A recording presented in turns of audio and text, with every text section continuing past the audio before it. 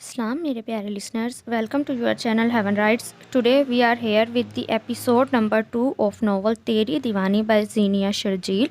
So let's get started. अच्छा बताओ ना गुड़िया, पिज़्ज़ा बाहर जाकर खाना है या फिर घर पर ऑर्डर कर दूँ? मुहिब सूफिया के कमरे में मौजूद इसको बहलाता हुआ पूछने लगा तो इसी वक्त कमरे में मुगीस दाखिल हुआ। दोनों की नज़रें मुगीस पर गईं। तुम से नहीं मानेगी ये, जिससे थप्पड़ खाया है अब पिज़्ज़ा भी इसी को खिलाना पड़ेगा। मुगीस सूफिया की तरफ बढ़ता हुआ मुहिब से बोला। मुहिब सूफिया के बराबर बैठा हुआ था। मुगीस की बात पर जहाँ सूफिया मुंह बनाकर गुस्से में मुगीस को देखने लगी, वहीं मुहिब भी उठकर मुगीस के पास आया। जाबी आ गए हैं, वो तुम्हें बुला रहे हैं, बात सुन लो इनकी जाकर। मुहिब के कुछ बोलने से पहले मुगीस इससे बोला तो मुहिब सूफिया को देखता हुआ इसके कमरे से चला गया। वो जानता था मुगीस सूफिया को मनाने के लिए आया है और वो सूफिया को मना भी लेगा। हम तो नाराज़ हो तुम मुझसे, यकीनन इस वक्त तुम्हें मुझ पर गुस्सा भी आ रहा होगा। मुगीस सूफिया के बराबर सोफे पर बैठता हुआ इससे पूछने लगा। कोई आपके गाल पर एक ज़ोर का थप्पड़ मारे तो क्या आपको प्यार आएगा इस पर? सूफिया गुस्सा करती मुगीस को घूर कर पूछने लगी, जिस पर मुगीस अपने होंठों पर आई मुस्कुराहट एकदम छुपा कर बोला, बिल्कुल भी प्यार नहीं आएगा। इस वक्त तो दिल करेगा थप्पड़ लगाने वाले का सर ही तोड़ डालूं। मुगीस सूफिया को देखते हुए बोला, तो फिर इस वक्त मेरा भी यही दिल चाह रहा है मुगीस आलम कि मैं आपका सर तोड़ डालूं। सूफिया गुर्राती हुई सोफे से उठने लगी तो मुगीस ने सूफिया का हाथ पकड़कर इसे दोबारा अपने बराबर बिठा लिया। मेरे सर पर बॉल मारकर और क्या किया था तुमने? मेरा सर ही तो तोड़ डाला था। मालूम है कितनी ज़ोर से आकर लगी थी बॉल मेरे सर पर। मुगीस सूफिया का हाथ थाम कर सूफिया को इसकी गलती याद दिलाने लगा। हाँ हाँ, याददाश्त खो गई थी जैसे आपकी बॉल लगने से। इतने तो नाजुक हैं ना आप। जाबी ने आज तक मेरी तरफ किसी भी गलती पर मुझे रोका या टोका नहीं। मुहिब भाई को देख लें, इतने गुस्से वाले हैं, लेकिन इसके बावजूद मेरी शरारत करने पर मुझे गुड़िया कहते हैं। इनकी ज़ुबान नहीं थकती। और वो बेचारा सा मोहित, इसको तो इसकी सेहत ही इजाज़त नहीं देती कि वो नाहक मुझसे टकराए। सिर्फ एक आप ही पूरे घर में हैं मुगीस आलम, जो मेरी जान हल्कान किए रखते हैं, जिसे मुझ पर ज़रा भी तरस नहीं आता। सूफिया मुगीस को देखकर अपने दिल की भड़ास निकालती हुई बोली। इसका हाथ अभी भी मुगीस के हाथ में था, जिसे देखता हुआ मुगीस एकदम बोल उठा। इस लिहाज से तो तुम्हें मुझसे चिढ़ करनी चाहिए, बल्कि नफरत करना चाहिए मुझसे। मुगीस बोलने के बाद इसके सफ़ेद हाथों से अपनी हटाता हुआ सूफिया का चेहरा खामोशी से देखने लगा। आपसे नफरत करने का मैं तसव्वुर भी नहीं कर सकती मुगीस आलम, ऐसा मुमकिन ही नहीं है मेरे लिए। सूफिया मुगीस की आंखों में देखकर जताती हुई इसे जवाब देने लगी। कुछ भी नामुमकिन नहीं होता दुनिया में मेरी जान। अभी तुमने मोहब्बत को और मुगीस आलम को जाना ही कितना है। मुगीस ने बोलते हुए सूफिया के गले में मौजूद पेंडेंट उतारना चाहा। वैसे ही सूफिया ने मुगीस का हाथ पकड़ लिया और नफ़ी में मुगीस को देखकर अपना सर हिलाने लगी। ये तुम्हारा नहीं है सूफ़ी, मैं तुम्हें इससे ज़्यादा खूबसूरत और कीमती पेंडेंट गिफ्ट कर दूंगा। मुगीस नहीं चाहता था कि सूफिया किसी से छीना हुआ या फिर किसी का बरता हुआ पेंडेंट इस्तेमाल करे। वो सूफिया को प्यार से बहलाता हुआ बोला, मेरा नहीं है तो इस पर एस क्यों लिखा हुआ है? क्या सखी को देने के लिए लाए हैं आप ये पेंडेंट? बोलने के साथ ही इसकी आंखों में नमी उतरने लगी, जिसे देखकर मुगीस ने अपने हाथ पीछे कर लिए। वो एक मामूली से पेंडेंट की वजह से सूफिया की आंखों में आंसू नहीं देख सकता था। अच्छा रो मत, तुम रोगी तो मुझे बिल्कुल अच्छा नहीं लगेगा। मुगीस सूफिया का चेहरा देखते हुए बोला, मैं रोती हुई अच्छी नहीं लगती, शरारत करती हुई अच्छी नहीं लगती, आपको तंग करती हुई अच्छी नहीं लगती, तो मुझे बताएं मुगीस आलम, मैं आखिर आपको अच्छी कब लगती हूँ? मुगीस के यूँ पेंडेंट उतारने पर वो हसास हो गई। वो अपनी आंखों से आंसू पूंछती हुई मुगीस से पूछने लगी। सूफिया की बात पर मुगीस की नज़रें इसके चेहरे पर जम गई।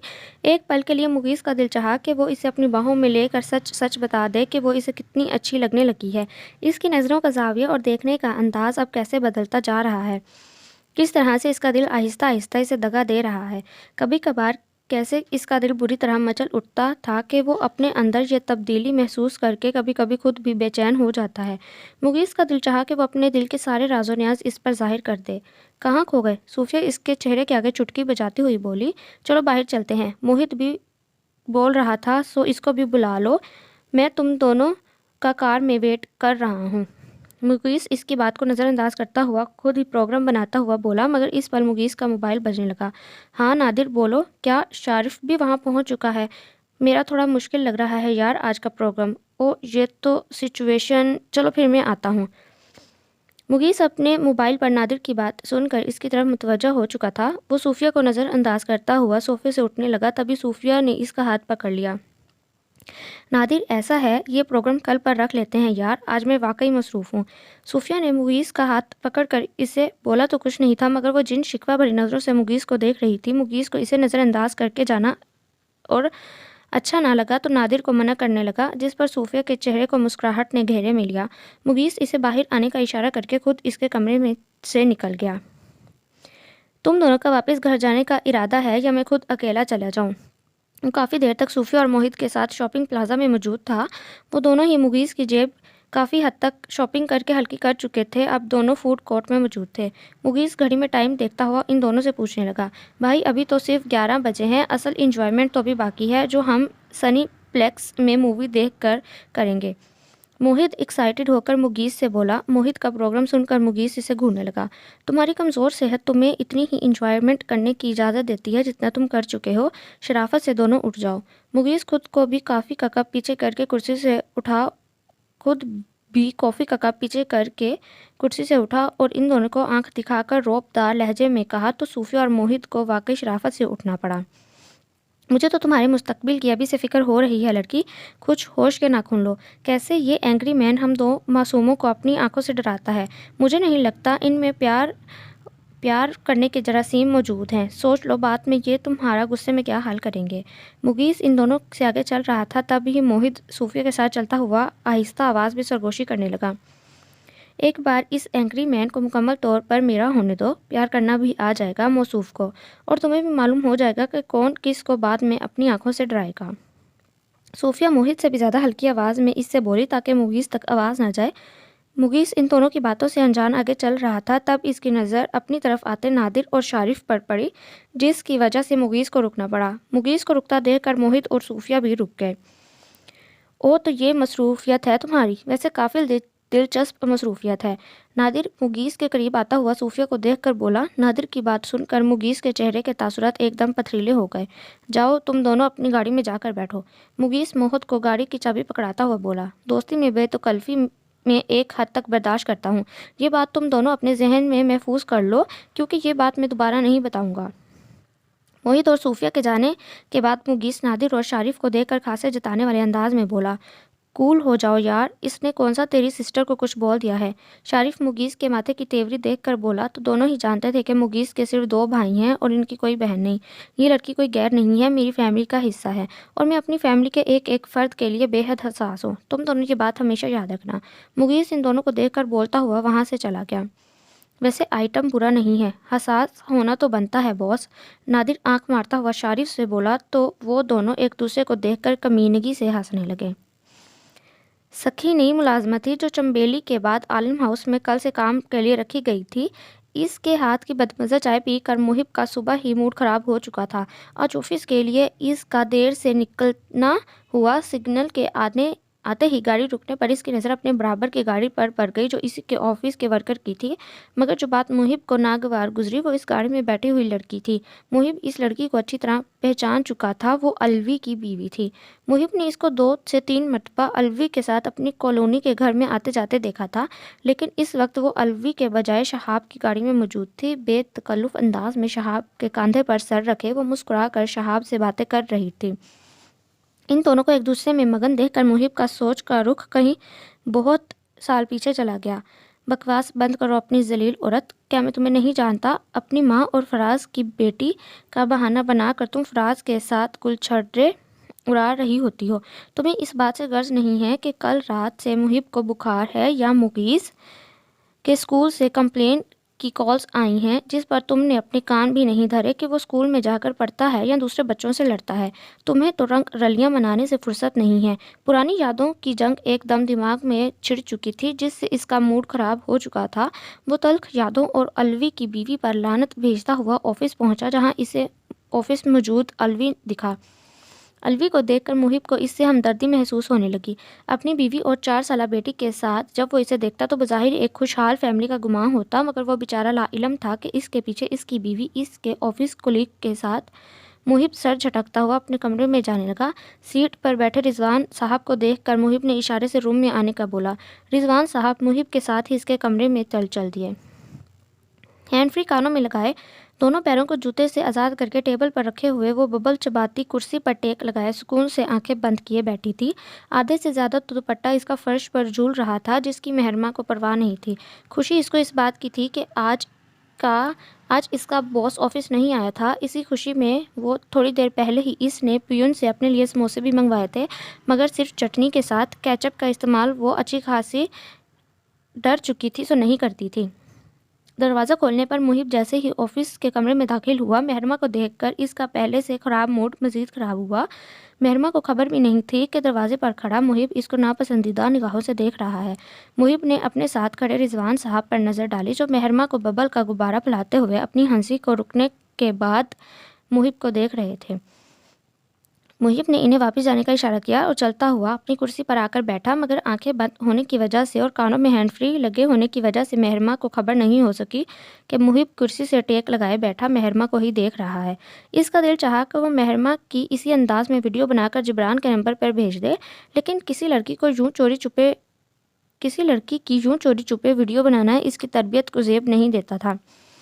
मुहिब गौर से मेहरमा का चेहरा देखने लगा। अच्छी खासी पुरकशिश लड़की होने के बावजूद वो अपनी फजूल हरकतों की वजह से इसको इरिटेट किया करती थी। जिस किसी से भी इस लड़की की शादी होती, यकीनन वो शख्स काबिल रहम होता। मुहिब मेहरमा को देखकर सोच ही रहा था, तब मेहरमा ने अपने ऊपर किसी की मुसलसल नज़रों को महसूस करके आंखें खोली और सामने कुर्सी पर मुहिब को देखकर वो बुरी तरह शर्मिंदा हुई। गुब्बारा फैलाती हुई बबल इसने जल्दी से वापस अपने मुंह में डाली और कानों से हैंड फ्री खींच कर टेबल पर से अपने दोनों पाँव हटाकर नीचे रखे, साथ ही अपना फर्श पर झूलता हुआ दुपट्टा कंधे पर डाला। सॉरी सर, वो थोड़ा रिलैक्स महसूस करने के चक्कर में मेहरमा बबल चबाना बंद करती हुई शर्मिंदा होकर मुहिब को वजाहत देने लगी। बेडरूम और ऑफिस में अच्छा खासा फ़र्क होता है मिस मेहरमा, ये आपको मालूम होना चाहिए। मुहिब मेहरमा को शर्मिंदा देखकर तंजिया अंदाज में बोला। जी सर, आइंदा ख्याल रखूंगी। मेहरमा वाकई शर्मिंदा थी, इसलिए सर झुकाती हुई बोली। अब वो तेज़ नहीं, ज़मीन में अपनी नज़रें गाड़े हुए आहिस्ता आहिस्ता बबल चबा रही थी। अपने शूज़ पहन लीजिए मिस मेहरमा। मुहिब इसको बिना शूज़ के कुर्सी पर बैठा देख कर बोला, तो मेहरमा ने कुर्सी पर बैठे बैठे ही एक शूज़ में अपना पाँव डाला जो करीब था, जबकि दूसरा शूज़ इसकी पहुंच से काफ़ी दूर था। कुर्सी पर बैठे बैठे दोनों हाथों से कुर्सी के हैंडल को पकड़े ज़रा सा आगे खिसक कर वो दूसरा जूता पहनने के लिए अपनी टांग आगे बढ़ाने लगी, जिसके नतीजे में वो बुरी तरह फर्श पर नीचे गिर पड़ी। मुहिब बिना कोई रिएक्ट किए खामोशी से इसको ज़मीन बोस होते देख रहा था और अंदाज़ा कर सकता था कि मेहरमा को काफ़ी ज़ोर से लगी होगी, लेकिन जिस तरह वो जूता पहनने की कोशिश कर रही थी, मुहिब को पहले ही अंदाज़ा था कि अंजाम यही होना था। बगैर देर लगाए 1 सेकंड के अंदर खड़ी हो जाए मिस मेहरमा और फ़ौरन शूज़ पाँव में डालें। मुहिब इस पर तरस खाए बिना सख्ती से बोला, तो मेहरमा कहराती हुई फर्श से उठी और मुहिब को गुस्से में देखकर बिना कुछ बोले जल्दी से अपना जूता पहनकर सेट करने लगी। क्या मैंने आपको बैठने की परमिशन दी मिस मेहरमा? वहाँ कोने में जाकर खड़ी हो जाएं। वो पहले से भी ज़्यादा गुस्से में मेहरमा को डांटता हुआ बोला, तो मेहरमा मरे मरे सुस्त कदम उठाती हुई इस कोने में खड़ी हो गई जहाँ मुहिब ने इसे खड़े होने का इशारा किया था। मुहिब का बस नहीं चल रहा था वो इस लड़की को सख्त सुस्त सुनाए, मगर इससे पहले डोर नॉक होने पर इसने इसे अंदर आने की परमिशन दी। ले जाओ ये समोसे वापस। मुहिब गुस्से में पियून को बोलता गजबनाक तेवरों से मेहरमा को देखने लगा, तो मेहरमा शर्मिंदा हो गई। मुहिब सर झटक कर अपना गुस्सा कम करता लैपटॉप ऑन करने लगा। गैर इरादी नज़र इसकी मेहरमा पर पड़ी, जो इसके कहने पर कोने में खड़ी मुंह में मौजूद बबल चबाती जा रही थी। क्या है आप मिस मेहरमा, लड़की या कोई गाय भैंस? बंद करें ये जगाली करना और फ़ौरन थूकें अपने मुंह से इस बबल को। मुहिब ने एक बार फिर मेहरमा को बुरी तरह झड़का, मगर मुहिब का पारा मज़ीद हाई इस वक्त हुआ जब मेहरमा ने वहीं खड़े रहकर डस्टबिन की तरफ रुख किए मुंह से बबल थूकना चाही, जो हवा में उड़कर डस्टबिन के बजाय इसके साथ पर्दे पर चिपक गई। What rubbish! मुहिब ज़ोर से टेबल पर हाथ मारकर गुस्से में कुर्सी से उठा और कदम बढ़ाता हुआ मेहरमा तक पहुंचा। तमीज़, लिहाज, शर्म, अकल, एक लड़की होने के बावजूद ये तमाम चीज़ें आपके अंदर बिल्कुल नापैद हैं मिस मेहरमा। ये बहुत अफसोस की बात है कि आपको ज़रा भी एहसास नहीं कि आप एक लड़की हैं और लड़की को कैसा होना चाहिए। अगर आप चाहती हैं कि मैं आपकी इंसल्ट ना करूँ तो फ़ौरन कमरे से चली जाइए। गुस्सा जब मुहिब की बर्दाश्त से बाहर हुआ तो इसने मेहरमा को कमरे से बाहर जाने का बोल दिया, और ये अच्छा हुआ कि मेहरमा कमरे से बाहर चली गई। तो क्या जिब्रान अंकल ने मोबाइल पर बात करते हुए आपकी आवाज़ नहीं पहचानी? महरमा हैरत से सितारा को देखते हुए पूछने लगी, जिस पर सितारा हल्का सा मुस्कुराई। मैं क्या बेवकूफ़ हूँ जो जिब्रान से अपनी असल आवाज़ में बात करूँगी? सितारा महरमा की हैरत ज़्यादा शक्ल देख कर बोली, मगर मुझे ये बात समझ नहीं आ रही आंटी कि वो अब आपसे बात क्यों करना चाह रहे थे। महरमा अभी भी कंफ्यूज थी कि आज जिब्रान ने स्पेशली इससे इसके किसी बड़े का नंबर क्यों मांगा था। कोई ज़रूरी बात करने के लिए, जब इनके बड़े साहबजादे ने तो आज इसे अपने ऑफिस के कमरे से ही बाहर निकाल दिया था। जिब्रान ने तुम्हें मुहिब के लिए पसंद किया है। वो चाहता है तुम्हारी और मुहिब की शादी हो जाए। इसने मुझसे तुम्हारा रिश्ता मांगा है मुहिब के लिए। सितारा बिल्कुल नॉर्मल अंदाज में महरमा को बताती हुई इसको बुरी तरह हैरान कर चुकी थी। आप ये बात मुझे इतनी आराम से बता रही हैं, आपको जिब्रान अंकल की बात पर ज़रा भी हैरत नहीं हो रही? महरमा सितारा का इतना नॉर्मल रिएक्शन देख कर हैरत ज़्यादा सी सवाल करने लगी। हुई थी जब इसने मुझसे तुम्हारा रिश्ता मुहिब के लिए मांगा था, फिर मैंने सोचा कि इसमें कोई ऐसी अनहोनी बात नहीं है। तुम मेरे बेटे की शरीकी हाथ बनोगी तो मुझे इससे बढ़कर क्या तो इससे बढ़कर मेरे लिए खुशी की और क्या बात हो सकती है। इसलिए मैंने मुहिब से तुम्हारे रिश्ते की हामी भर ली और जिब्रान को पॉजिटिव रिप्लाई किया। सितारा ने अभी भी आम से अंदाज में बात करके एक बार फिर महरमा को हैरान और साथ में थोड़ा परेशान भी कर दिया। वो एक कुर्सी से उठकर खड़ी हो गई। आंटी, आप ऐसे कैसे मुहिब सर से मेरा रिश्ता तय कर सकती हैं? महरमा सच में परेशान होती सितारा से पूछने लगी, तो सितारा भी कुर्सी से उठकर महरमा के पास आई। अपने मुस्तकबिल का फैसला करने का हक तुमने मुझे खुद दिया था, तो फिर अब क्या एतराज़ है तुम्हें? सितारा महरमा से शिकवा करती हुई बोली, आप मेरे लिए कोई भी फैसला करने का हक रखती हैं, मगर मुहिब सर, आप समझ क्यों नहीं रही? वो मुझे बिल्कुल भी पसंद नहीं करते। मैंने बताया तो था आपको कितना गुस्सा करते हैं वो मुझ पर। साइड पर हुआ वाक़या वो सितारा को बता चुकी थी। महरमा सितारा को याद दिलाती हुई बोली, मगर आज वाला अपना कारनामा वो सितारा को नहीं बता सकी। गुस्सा इसे तुम पर नहीं बल्कि अपनी कम अकल सेक्रेटरी पर आता है, लेकिन हकीकत यही है कि वो अपनी सेक्रेटरी को पसंद करने लगा है और इसने ही जिब्रान से अपनी पसंद का इजहार किया होगा, वरना जिब्रान ऐसे कैसे मुझसे तुम्हारे रिश्ते की बात करते। महरू, मैं मुहिब की आदत से अच्छी तरह वाकिफ़ हूँ। बचपन में कपड़े तक अपनी मर्ज़ी के मुताबिक पहनता था। मैं या जिब्रान इस पर अपनी मर्ज़ी नहीं थोप सकते थे। देखो महरमा, मैं खुद भी यही चाहती हूँ कि मुहिब से तुम्हारी शादी हो जाए, बस तुम इसे मेरी ख्वाहिश समझ लो। सितारा महरमा को समझाते हुए आखिर में अपनी ख्वाहिश का इजहार करने लगी, तो महरमा खामोश हो गई। इसके दिमाग में कई सवालात उठने लगे। क्या सोच रही हो तुम? अगर तुम्हें मुहिब पसंद नहीं है तो मसला नहीं है, मैं रात में जिब्रान को फ़ोन करके मना कर देती हूँ। सितारा महरमा को परेशान देख कर बोली। मुहिब और महरमा के रिश्ते का सोचकर वो खुश हो गई थी, मगर वो महरमा की भी खुशी चाहती थी। मैं वो ये बात नहीं सोच रही हूँ। अगर आप खुश हैं तो फिर मुझे इस रिश्ते पर कोई इतराज़ नहीं है, लेकिन इन सब मामूलात को तय करने के लिए आपको जिब्रान अंकल और पूरी फैमिली का सामना करना पड़ेगा, सिर्फ इस रिश्ते की वजह से। महरमा सितारा को देखते हुए बोली, जिस पर सितारा हल्का सा मुस्कुराई। मैंने बातों ही बातों में जिब्रान को अपने पर्दा करने का बता दिया है, इसलिए जो भी मालूमात होंगे वो फ़ोन पर तय हो जाएंगे। अगर कुछ मामूलात के लिए इन्हें यहाँ आना पड़ा तो तुम इसकी फ़िक्र ना करो, मैं मैनेज कर लूँगी। सितारा महरमा को देखकर तसल्ली देती हुई बोली। चंद माह पहले उम्रा की शहादत के बाद इसने बाकायदगी से निकाह करना शुरू कर दिया था, और अगर बाद में ये बात खुली तो ये सब कुछ आखिर कब तक छुपा रह सकता है? महरमा फ़िक्रमंद लहजे में एक और जवाब पेश करती हुई बोली, बात की बात देखी जाएगी। जितना तुम सोच रही हो इतना कोई बड़ा मसला नहीं है। मैं तुम पर कभी कोई परेशानी नहीं आने दूंगी। सारा महरमा की फ़िक्र दूर करते हुए बोली, पर आंटी, आपको रूमी के बारे में भी सोचना चाहिए। ना जाने वो कैसा रिएक्ट करेगा। मुझसे तो बहुत खफा होगा और आपको मेरी इसके साथ अटैचमेंट का अंदाज़ा है। मैं इसे बिल्कुल भी अपने से खफा नहीं देख सकती। महरमा सितारा को देखते हुए बोली। सितारा खुद भी जानती थी कि महरमा के अलावा खुद इसका सबसे छोटा बेटा भी महरमा से कितना अटैच है। रुमान को समझाना मेरा काम है। तुम हर तरह की फ़िक्र और परेशानी से बिल्कुल आज़ाद हो जाओ और अपने कमरे में जाकर आराम करो। सारा महरमा को बोलती हुई खुद भी अपने कमरे में चली गई, जबकि महरमा ने मुहिब को तसव्वुर में लाते हुए दोबारा परेशान होना शुरू कर दिया। कभी कभी घर वालों के पास बैठकर भी वक्त गुजार लिया करो, अच्छा लगता है जब तमाम घर के अफराद एक साथ इकट्ठे बैठते हैं। मुगीस घर में दाखिल हुआ और सीधा अपने कमरे में जाने लगा, तभी सिटिंग एरिया में सोफे पर बैठा हुआ जिब्रान मुगीस से बोला। मुगीस बिना कोई जवाब दिए जिब्रान की बात मानता हुआ खामोशी से सोफे पर आकर बैठ गया। इस वक्त रूम में जिब्रान के अलावा मुहिब, सूफिया और मोहित सब ही मौजूद थे। हाँ तो सूफिया बेटा, क्या कह रही थी तुम? जिब्रान ने बातों का आगाज़ वहीं से किया जहाँ मुगीस के आने से पहले बातों का सिलसिला रुका था।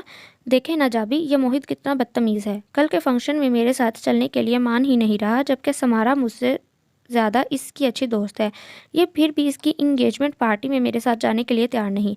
सूफिया अपनी परेशानी बयान करती हुई मोहित की शिकायत लगाती हुई जिब्रान से बोली, एक्सक्यूज़ मी, समारा मेरी कोई अच्छी दोस्त नहीं है, वो एक बेवफा लड़की है। इसने मेरे साथ जीने मरने की कसम खाई और अब बाहर मुल्क से आने वाले अपने बॉडी बिल्डर कज़न के साथ मंगनी कर रही है। मैं बिल्कुल भी इस बेवफा लड़की की मंगनी में नहीं जाऊंगा। तुम क्या चाहती हो, समारा का मंगेतर मुझे अपनी बॉडी दिखाकर तपाता रहे? मोहित की बात सुनकर सूफिया हंसने लगी। वहीं मोहिब और जिब्रान भी मुस्कुराने लगे, जबकि मुगीस सर झटक कर मोहित की ड्रामेबाजी को इग्नोर करके रिमोट कंट्रोल से एलईडी ऑन कर चुका था। आप मुस्कुरा रहे हैं जाबी, आपका सबसे छोटा होनहार बेटा जो बेवफाई की चोट खाने के बावजूद अब भी दिलो जान से शादी करने के लिए राजी है और आपको इसकी फिक्र ही नहीं है। मोहित सदमा लेता हुआ जिब्रान को देखकर बोला। मोहिब और सूफिया बदस्तूर मोहित की बातों और इसके चेहरे के तासुरात देख रहे थे। तुमसे पहले जो ये दो बड़े बैठे हुए हैं, पहले इनका नंबर आएगा, इसके बाद तुम्हारी शादी की बारी है। जिब्रान मोहित को देखकर याद दिलाता हुआ बोला। जिब्रान की बात पर बेख्तियार मुगीस और सूफिया की नज़र में वक्त एक दूसरे से टकराई। मुगीस ने फौरी अपनी नज़रों का जाविया स्क्रीन की तरफ कर लिया, जबकि सूफिया भी दोबारा मोहित की तरफ मुतवज्जा हो गई।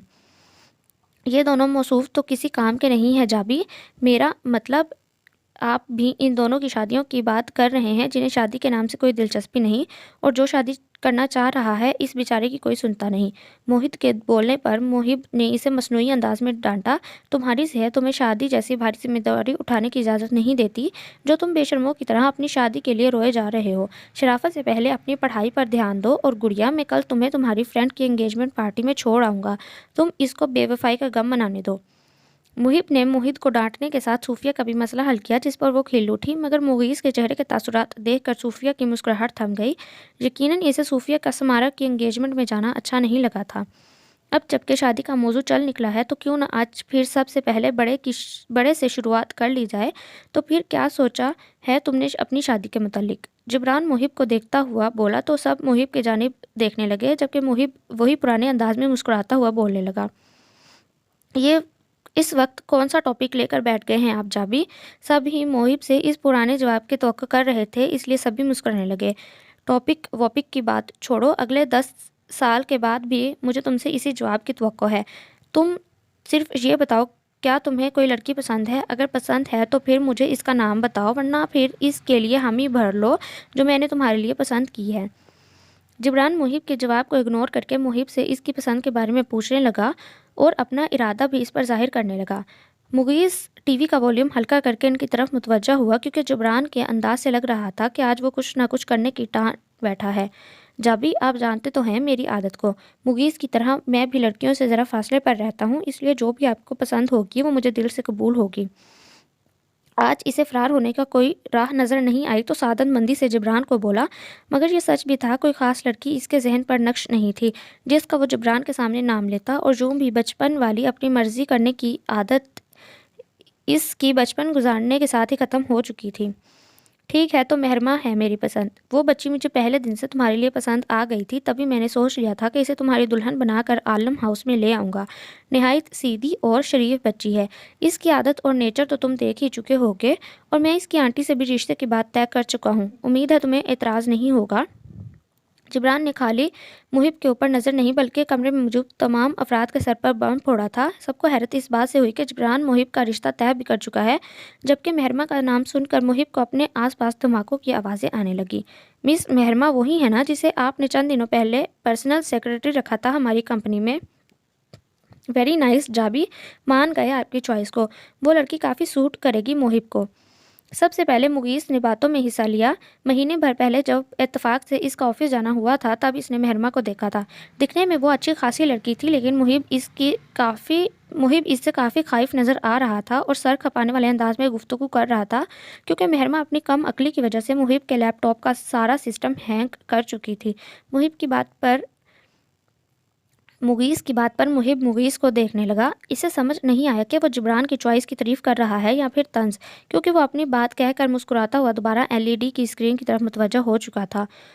ओ मिस मेहरमा ऑफिस वाली, वो तो काफ़ी क्यूट सी हैं। वाकई जाबी, आपकी चॉइस परफेक्ट है।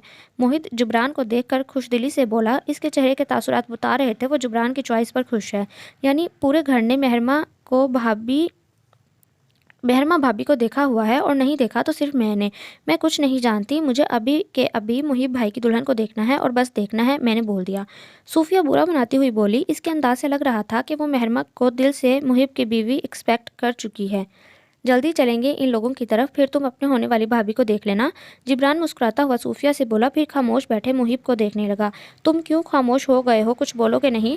जिब्रान अब भी मुहिब को देखता हुआ खुद से मुहिब से पूछने लगा, जिस पर मुहिब सबको देखने के बाद जिब्रान को देखकर बोला, आपको लगता है मिस मेहरमा यानी मेहरमा सही चॉइस रहेगी मेरे लिए? मुहिब उलझता हुआ उल्टा जिब्रान से सवाल पूछने लगा। बिल्कुल सही चॉइस रहेगी, इसीलिए तो मैंने इसे तुम्हारे लिए पसंद किया है। मेरा इंतखाब अगर तुम्हें पसंद नहीं आया या तो तुम्हें कोई इतराज़ है तो तुम मुझसे बोल सकते हो। जिब्रान मुहिब को कंफ्यूज देखकर बोला तो सबकी नज़रें दोबारा मुहिब पर टिक गई।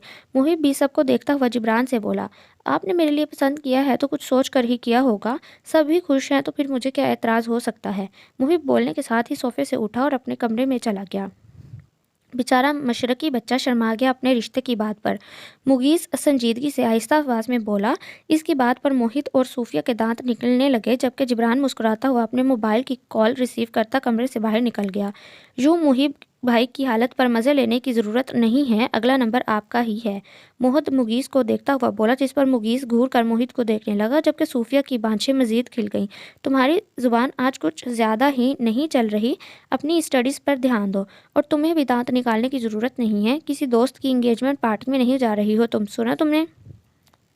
मुगीस को मोहित के डांटने के साथ सूफिया को भी डांटना पड़ा।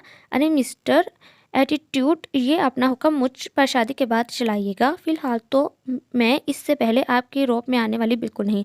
सूफिया मोहित के पास से उठकर मुगीस के बराबर सोफे पर बैठती हुई बोली, तुमसे शादी करेगा कौन? मुगीस सूफिया का चेहरा गौर से देखता हुआ संजीदगी से इससे सवाल करने लगा, जबकि मोहित इन दोनों को शुरू होता देखकर रिमोट उठाता हुआ चैनल चेंज करने लगा। मुझसे शादी वही करेगा जिसका चेहरा आप इस वक्त मेरी आंखों में देख रहे हैं। सूफिया मुगीस को देखती हुई कॉन्फिडेंस से बोली। मुगीस सूफिया की आंखों में अपना अक्स गौर से देखने लगा। ये देखो, कुछ लोगों ने ग्रुप की सूरत में बैंक रॉबरी की है। मोहित की बात पर मुगीस के साथ ही सूफिया को भी स्क्रीन की तरफ मुतवज्जा होना पड़ा, जहां न्यूज़ चैनल पर एक बैंक चोरी का मंजर साफ दिखाया जा रहा था। कैसे वो लोग हाथ में हथियार लिए अपना चेहरा छुपाए बिना खौफ बैंक को लूट रहे थे। मुगीस बिल्कुल सीधा होकर सोफे पर बैठ गया और भरपूर तवज्जो के साथ स्क्रीन को गौर से देखने लगा। पुलिस कहाँ जाकर सोई हुई है? किसी के घर में चोरी करना तो समझ में आता है, लेकिन इतने बड़े बैंक में इतनी सिक्योरिटी के बावजूद कैसे ये लोग सबके सामने पूरे बैंक को खुले आम लूट सकते हैं? पुलिस क्या झक मार रही होती है? आखिर पकड़ते क्यों नहीं है ऐसे बेज़मीर लोगों को? मोहित वीडियो में कैशियर को देखता हुआ बोला, जिसे इन डकैत में से एक आदमी बुरी तरह मार रहा था ताकि दूसरे लोगों में खौफ पैदा किया जा सके। मुगीस मोहित की बात पर एकदम चौंका। पुलिस को मालूम होता है इनको इनका हिस्सा आराम से घर पहुंचा दिया जाएगा, इसलिए वो लोग दिखावे के लिए ऊपरी कार्रवाई करके केस क्लोज कर देते हैं।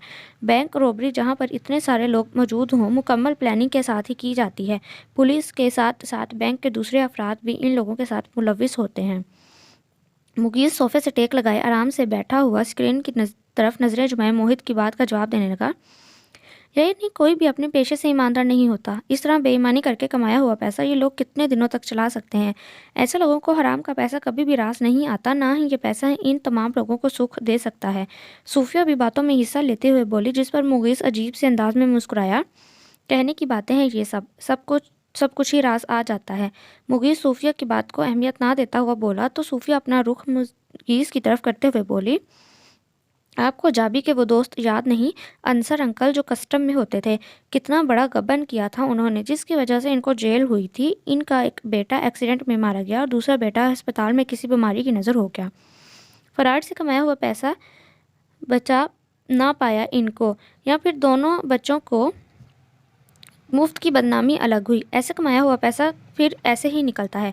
सूफिया की बात खत्म हुई तो मुगीस के माथे पर शिकनें उभरी। फिर मोहित बोल उठा, बिल्कुल सही कह रही हो तुम सूफी, और ये लोग जो खुले आम हथियार के जोर पर कमज़ोर लोगों का पैसा छीनते हैं, लावारिसों की तरह इनकी लाशें कूड़े क्रिकेट के ढेर में पड़ी मिलती हैं। इन लोगों की फैमिली बदनामी के डर से इन लोगों को पहचानने से इनकार कर देती है, और पुलिस वाले भी किसी दूसरे का इल्ज़ाम ऐसे लोगों के साथ थोप कर इन लोगों का इनकाउंटर कर देते हैं।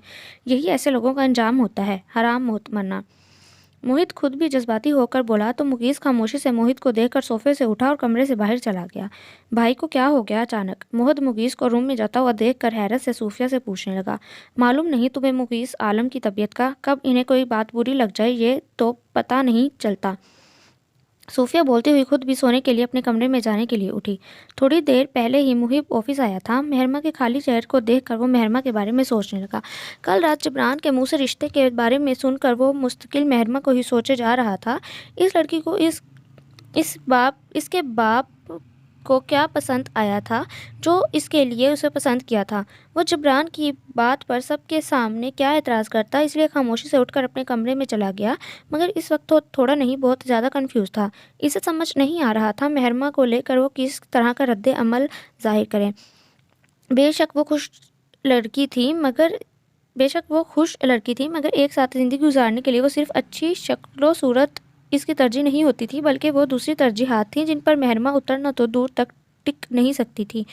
वो लड़की इसे अपनी अजीब हरकतों से अच्छा खासा इरिटेट कर दिया करती थी। इस बात का सोचकर मुहिब को परेशानी होने लगी। शादी के मुतालिक लड़की के लिए इसकी कोई ख़ास डिमांड नहीं थी। वो अपने माँ बाप की मैरिड लाइफ को नाकाम देखकर बहुत पहले ये फैसला कर चुका था कि जब भी शादी करेगा जिब्रान की पसंद से करेगा। इसके बावजूद वो अपने लिए एक मैच्योर और सुलझी हुई लड़की बीवी की सूरत में चाहता था जो इसको इसकी फैमिली और इसके घर को अच्छी तरह संभाल सके। इसे यूँ जॉब करने वाली लड़की अपने लिए पसंद नहीं थी, क्योंकि इसकी नज़र में ऐसी लड़कियाँ काफ़ी सोशल होती हैं और वो घर बार को सही तरह टाइम नहीं दे सकती। मतलब इसको घरेलू टाइप लड़की पसंद थी। दूसरा, इसे मेहरमा के अंदर काफ़ी लाउबालीपन नज़र आता था। 24 साल की उम्र में भी वो काफ़ी गैर संजीदा हरकतें किया करती थी। लेकिन ये सारे मसले वो जिब्रान के सामने रख कर रिश्ते से इनकार करके जिब्रान का दिल नहीं तोड़ना चाहता था, क्योंकि जिब्रान इन तीनों भाइयों को सिंगल पेरेंट बनकर अकेला पाल रहा था। इसीलिए मुहिब का सोचना था जिब्रान इसके लिए हर तरह के फैसले करने का हक रखता है। अभी वो मेहरमा को लेकर सोचों में गर्क था कि ऑफिस के रूम का दरवाज़ा खुला। मैं आई कम इन सर? मेहरमा ने दरवाजे पर खड़े होकर मुहिब से अंदर आने की इजाज़त मांगी। मुहिब ने इशारे से इसे अंदर आने की इजाज़त दे दी। कल ही की बात थी जब इसने मेहरमा को बुरी तरह डांटा था। वो अपने रूम से भी निकाल दिया था। आज वो इसकी शक्ल भी नहीं देखता, मगर अब बात मुख्तलिफ थी। आज वो पूरे 1 घंटा लेट आई थी, मगर इसने मेहरमा से इसके लेट आने की वजह नहीं पूछी और ना इसे लेट आने पर टोका, क्योंकि रात लेट सोने की वजह से वो अभी थोड़ी देर पहले ही ऑफिस आया था। मेहरमा चोरी छुपे पलकें उठाकर मुहिब को देखने के साथ अपना बैग टेबल पर रखने के बाद इसकी टेबल पर आई। सॉरी सर, वो दरअसल सुबह अलार्म से मेरी आंख नहीं खुल सकी और आंटी ने भी नहीं उठाया, इसलिए ऑफिस से लेट हो गई। इससे पहले मुहिब इससे लेट आने की वजह पूछता, मेहरमा इसके पास। आज तो इसे मुहिब से और भी ज़्यादा डर लग रहा था।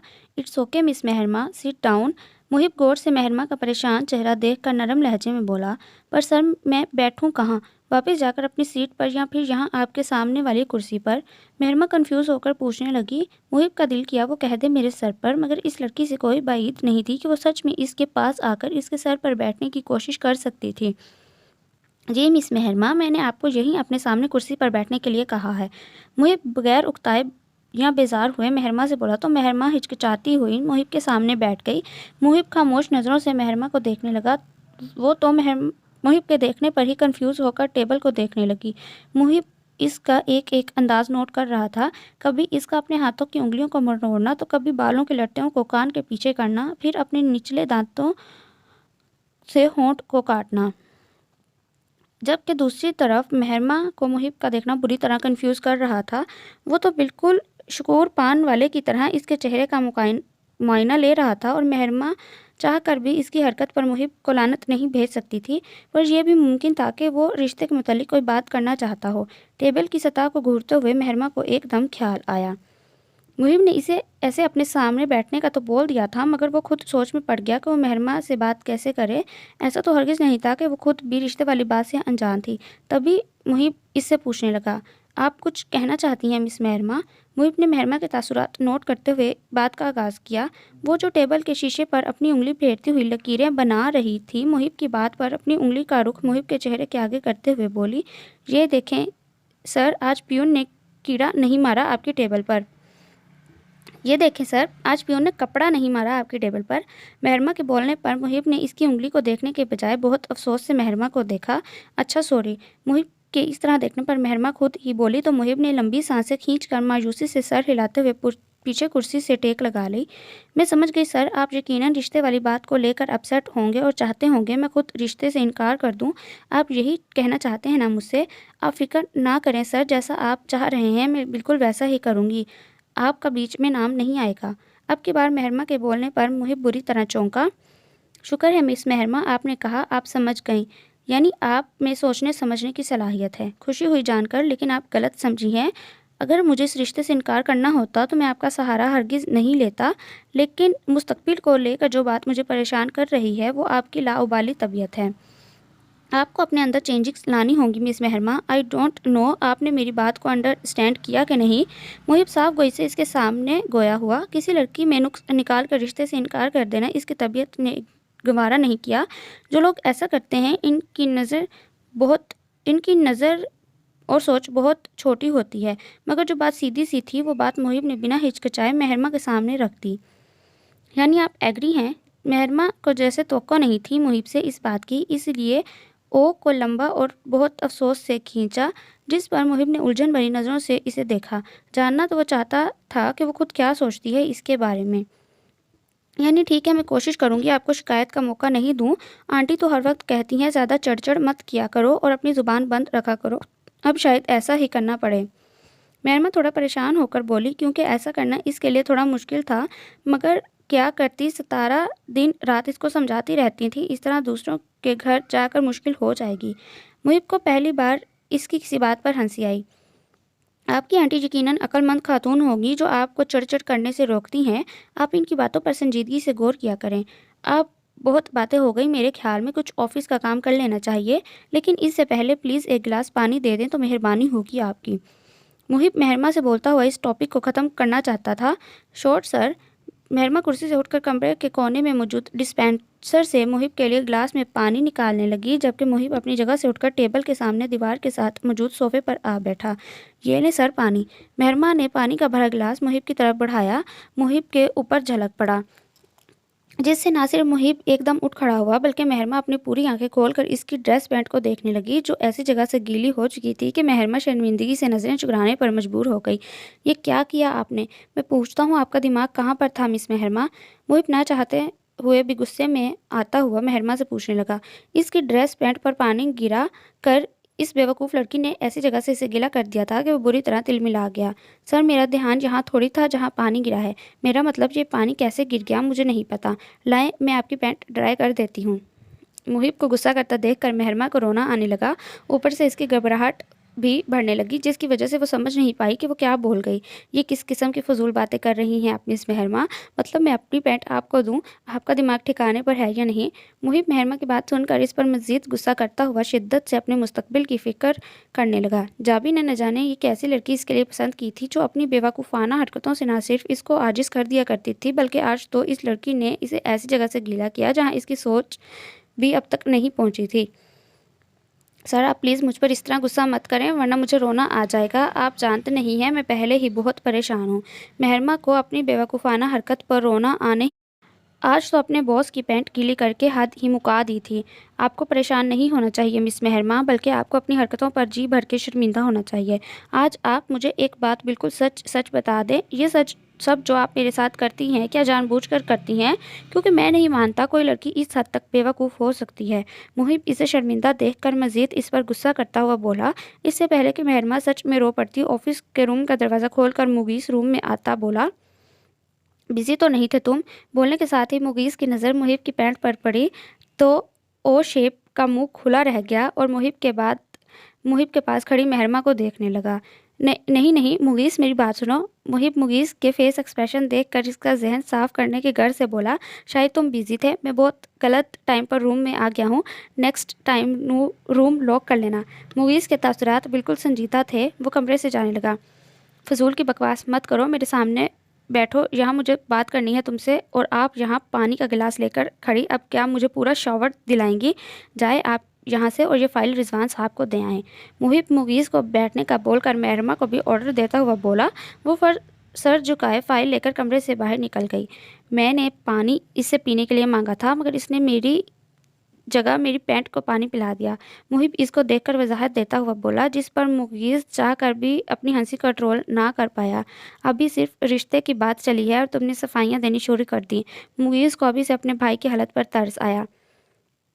यार मैं कंफ्यूज हो चुका हूँ, मतलब मुझे समझ नहीं आ रहा जाबी ने इस लड़की में आखिर ऐसा क्या देख लिया है जो इसे मेरे पल्ले बांध रहे हैं। मुहिब खुलकर मुगीज़ से अपने दिल की बात शेयर करने लगा। जाबी तुम्हारे सर पर बंदूक रख कर तुम्हारी शादी नहीं करवा रहे हैं। अगर तुम्हें इस रिश्ते में दिलचस्पी नहीं तो सिंपल सी बात है, इनकार कर दो। इसमें परेशान होने वाली क्या बात है। मुगीज़ सोफे पर आराम से बैठता हुआ मुहिब को मशवरा देने लगा। जाबी के सामने इनकार कैसे कर सकता हूँ मैं, वो हर्ट होके, और तुम जानते हो मैं इन्हें हर्ट नहीं कर सकता। दूसरा किसी लड़के को रिजेक्ट करना भी कुछ मुनासिब नहीं लगता यार। ये लड़की सही है मगर इसके चंद अजीबोगरीब हरकतें मेरा खून जला देती हैं। तुम शायद समझ नहीं पा रहे हो मेरे मसले को। मुहिब बेचैनी से कंफ्यूज होता मुगीज़ से बोला, असल में वो कल रात से इस रिश्ते वाली बात को लेकर बुरी तरह कंफ्यूज था। मैं तुम्हारे मसले को अच्छी तरह समझ चुका हूँ और तुम्हारी आदत को भी बचपन से जानता हूँ। तुम नहीं जानते कि जाबी तुम्हारी वजह से हर्ट हो, यानी अगर उन्होंने इस लड़की को तुम्हारे लिए पसंद किया है तो तुम इसे इनकार करके इन्हें हर्ट नहीं करना चाहते, और ये लड़की भी तुम्हें सही लगती है, मतलब कि बुरी नहीं लगती, तो साफ जाहिर है कि तुम इस लड़की के साथ आराम से एडजस्ट कर लोगे। और जिन हरकतों की तुम बात कर रहे हो, तो दुनिया में ऐसा कोई मर्द नहीं जो शादी के बाद अपनी बीवी की हरकतों से खौफ ना रहता हो। चाहे इसकी वाइफ हर लिहाज से परफेक्ट हो, तब भी सब मर्दों का अपनी बीवी को देखकर खून जलता है। और वैसे भी एक अजीबोगरीब मखलूक पहले ही हमारे घर में मौजूद है, अब एक और का इजाफा हो जाएगा तो कोई परेशानी वाली बात नहीं। तुम ज़्यादा मत सोचो इस बात को।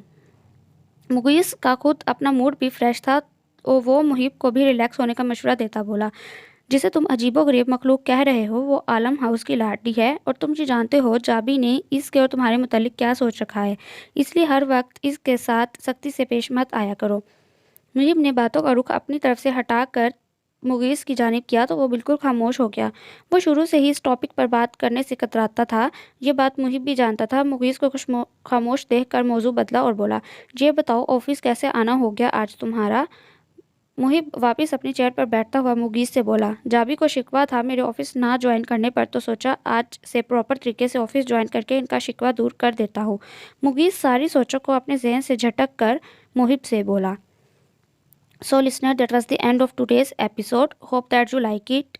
मैं जानती हूँ आज एपिसोड छोटी है, बट आज मेरी तबीयत बहुत ज़्यादा ख़राब थी। मुझको फ्लू भी हो रहा था और मेरे सर में शदीद दर्द था, बट मैं आपको इंतज़ार नहीं करवाना चाहती थी, इसलिए सोचा कि आपको एक एपिसोड दे ही दूँ। उम्मीद है आप मेरी मजबूरी समझेंगे, लेकिन वादा करती हूँ कि कल आपको स्नो वाइट की एपिसोड भी मिल जाएगी और इसकी भी एपिसोड पूरी घंटे की होगी। बहुत जल्द मिलती हूँ नॉवल की नेक्स्ट एपिसोड के साथ। तब तक के लिए आप मेरे लिए भी दुआ करें और मुझे दुआओं में शामिल रखें। अल्लाह हाफिज़।